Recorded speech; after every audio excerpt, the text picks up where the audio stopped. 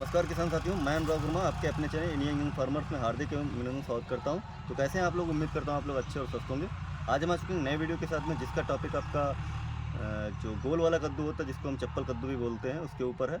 और ये जो मेरे सामने आप बैकग्राउंड पीछे देख रहे होंगे, अमरूद का बाग है और साथ में ही इसमें बीच में जो है मल्चिंग के ऊपर छप्पन कद्दू लगा हुआ है। तो आइए चलते हैं वीडियो की ओर और करते हैं बात। तो आप ज़रा प्लांट्स दिखाइए, किस तरह से प्लांट्स हैं। ये जो इसका मैंने वीडियो पहले भी डाला था, जो इसमें स्टार्टिंग हुई थी, हल्के हल्के फल लगे हुए थे, तब भी मैंने वीडियो डाला था। और आज लगभग 20 से 25 दिन हो चुके हैं, उसके बाद का मैं आपको पूरा दिखा रहा हूँ। इसमें आप देख रहे होंगे कि बहुत सारे कद्दू के प्लांट्स जो हैं पूरी तरीके से डैमेज हो चुके हैं। जैसा कि मैं वीडियो में जितने भी मैंने कद्दू के वीडियो डाले हैं, उसमें सबको आपको बता रखा है कि इसमें वायरस की समस्या बहुत ज़्यादा आती है। अगर उसमें आप ज़रा सा भी चूक गए तो बहुत ज़्यादा आपको जो है नुकसान का सामना करना पड़ेगा। तो वो चीज़ें इसमें हैं। और आप देख सकते हैं इसमें प्लांट, जैसे कि ये दिखाइए आप प्लांट, ये प्लांट देखिए पूरी तरह से तरीके से डिस्टर्ब हो चुका है। इसमें वायरस है बहुत अच्छे से। फ्रूट फ्लाई भी है, जो फ्रूट फ्लाई जो है वो आपका जो कद्दू है वो खाया जा रही है, डंक मार के ख़राब कर रही है। ये आप देख सकते हैं किस अवस्था में है, एकदम डैमेज सा हो गया है। ये इस हिसाब से पेड़ देख रहे हैं, ये भी वायरस है। ये देखिए, ये भी वायरस है। लगातार 3 पेड़ आपके वायरस ग्रसित हैं। पूरी लाइन की अगर हम बात करें, अगर 100 प्लांट एक लाइन में हैं तो उसमें लगभग 20 प्लांट्स जो हैं वो वायरस से ग्रसित हैं। तो ये जो बीमारी है बहुत ही ज़्यादा इसमें ख़तरनाक होती है। तो जो भी किसान छप्पन कद्दू लगाए हैं या लगाने की प्लानिंग कर रहे हैं, तो उनको ये ध्यान में रखना है कि 15 से 20 दिन का जैसे हमारा पौधा होता है, तो उसमें क्या है कि आपको वायरस की दवाई ज़रूर देनी होगी। और वायरस की दवाई देने के साथ में आप कोशिश ये करें कि अदर कोई जो केमिकल इंसेक्टिसाइड है वो ना लगे। वायरस में दवाई मैं आपको बताना चाहूँगा, जैसे जियो लाइफ का नो वायरस के नाम से आता है, वो आप यूज़ कर सकते हैं 2 ml पर लीटर के हिसाब से। वेलवेट आता है अजंकिया कंपनी का, वो आप यूज़ कर सकते हैं 150-2 ml पर लीटर वाटर के साथ में। ये 2 वायरस की जो दवाइयाँ हैं काफ़ी अच्छा कंट्रोल करती हैं।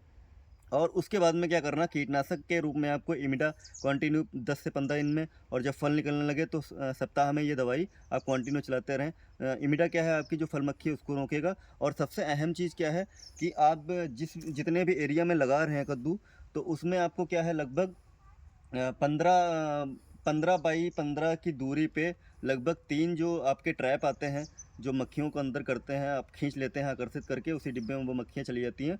तो 15 बाई 15 की दूरी पे, 15 बाई 15 मीटर की दूरी पे वो सारे ट्रैप 3 मतलब आपको डालने ही डालने हैं। वो अगर आप डालेंगे तो उससे क्या होगा कि आपका जो केमिकल लगने वाला वो कम से कम लगेगा, और जो भी मक्खी होगी फल पे बैठेगी तो वो फल पे ना बैठ के सीधे आपका उस पे ट्रैप के अंदर चली जाएगी, जिससे आपको बहुत ज़्यादा आसानी मिलेगी अपनी फ्रूट फ्लाई से रोकने के लिए। और इसमें मैं आपको कद्दू दिखा रहा हूँ। इसकी जो प्लांट की ऊंचाई की अगर हम बात करें, तो लगभग 2.5 से 3 फीट तक ये प्लांट होता है। ये देख सकते हैं कितना ग्रीननेस इसमें है, फर्स्ट क्लास प्लांट है। जो भी जिसमें भी रोग नहीं आया है वो अच्छे खासे प्लांट्स हमारे हैं। और कद्दू की वेट की अगर मैं बात करूँ, तो ये आपको देख सकते हैं, ये मेरे हाथ में जो कद्दू है, ये देखिए लगभग 1.5 किलो तक का ये कद्दू है वजन का। मतलब अगर फुल मैच्योर करें तो 1.5 से 2 किलो तक का आप कद्दू निकाल सकते हैं। आप अनुमान नहीं लगा पाएंगे ये बेल वाले पेड़ का कद्दू है या ये खड़े पौधे का छप्पन कद्दू का ये कद्दू है। इस हिसाब से मतलब आधे से 1.25 किलो का सारे कद्दू आप निकाल सकते हैं, ये देखिए। और फुल मैच्योर अगर आप करेंगे तो 1.5 से 2 किलो का आपका कद्दू निकल सकता है। और रोग बहुत ज़्यादा, देखिए इसमें 2 प्लांट सही हैं, उसके बाद में 2 प्लांट डैमेज हो गए पूरी तरीके से। उसके बाद फिर एक प्लांट कुछ हद तक सही है, फिर 2 प्लांट गायब आप देख रहे होंगे, ये भी डैमेज हो गए, ये देखिए।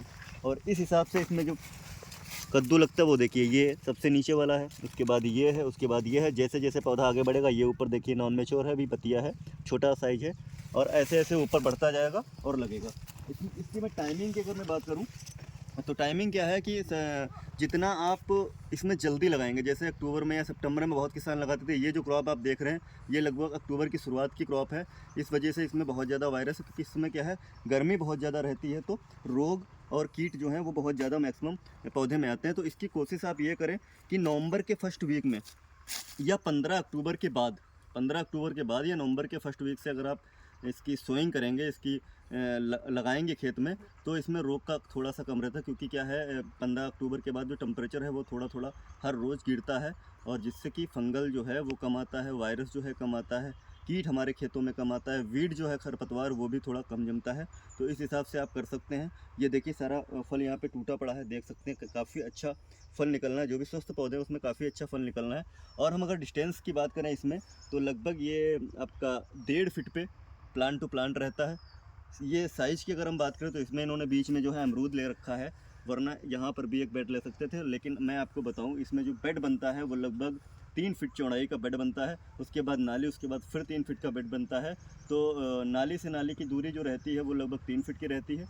और बेड मतलब 3 फीट की दूरी पे आपको ये बेड लेना है।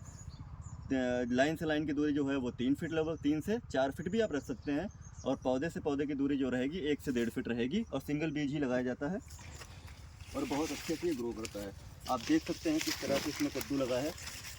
ये देखिए कितना लाजवाब, जो पौधा स्वस्थ है जितना भी, बहुत अच्छे से कद्दू लगा हुआ है। और इन किसान भाइयों ने मल्चिंग इस पर लगा रखी है। मल्चिंग बहुत बेस्ट रहती है क्योंकि खरपतवार जो है बहुत ज़्यादा होते हैं, तो मल्चिंग बहुत अच्छे से इसको रोकती है। और बहुत सारी चीज़ों को और भी मल्चिंग रोकती है, जो कि काफ़ी लाभदायक होते हैं हमारे प्रोडक्शन को बढ़ाने में। ये देख सकते हैं इसमें इस लाइन में बहुत ज़्यादा वायरस है, जिससे बहुत ज़्यादा इसमें प्लांट्स जो ख़त्म हुए वो आप देख सकते हैं गैप कितना है। और सबसे ख़ास बात ये है कि ये क्रॉप जो है आपकी लगभग 90 से 100 दिन में सोइंग से लेके लास्ट हार्वेस्टिंग तक आपकी ख़त्म हो जाती है पूरी तरीके से। मतलब बहुत शॉर्ट डेज वैरायटी है और उत्पादन इसका बहुत होता है। उत्पादन मान के चलिए लगभग 6 से 8 टन तक का आप एकड़ का प्राप्त कर सकते हैं। लगभग 10 से 12 कुंटल, 10 से 15 कुंटल तक का अगर आप सही से क्रॉप करते हैं तो 10 से 15 कुंटल पर बीघे का इसमें उत्पादन पा सकते हैं। उत्पादन आप ऐसे भी समझ सकते हैं कि एक ये देखिए, अब ये जो मेरे हाथ में कद्दू है, ये जो मेरे हाथ में कद्दू है ये समथिंग 2 किलो का है। ये मेरे हाथ में जो कद्दू है समथिंग 1 किलो का है। तो अगर एक प्लांट मान लीजिए 4 फल भी ऐसे देता है तो 2 चक्कू 8 आपके हो 8 किलो एक प्लांट से हो गया। और एक बीघे में लगभग आपको मान के चलिए प्लांट्स जो लगते हैं, तो अगर हम गुणा भाग करें 3/1 की, तो समथिंग 3 स्क्वायर फीट में एक प्लांट आता है। और आपका जो है एक बीघे में जो स्क्वायर फीट होते हैं वो 7,000 कुछ, मतलब 7200 कुछ स्क्वायर फीट होते हैं। तो आप 3 से उसको भाग कर सकते हैं, तो वहाँ पे सारी आपकी एवरेज जो है पर प्लांट की प्रोडक्शन की आ जाएगी। अगर आप 4 किलो या 3 किलो भी पर प्लांट का एवरेज प्रोडक्शन रखते हैं तो। और बाकी आप देख सकते हैं इसमें आज तुड़ाई हो चुकी है, मतलब ये सारा मंडी जाना है।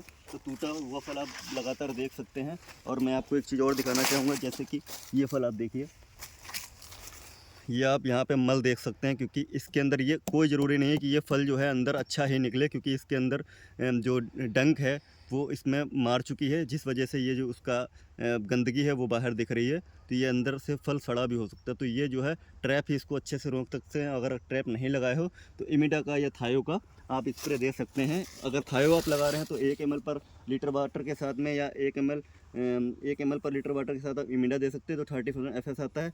और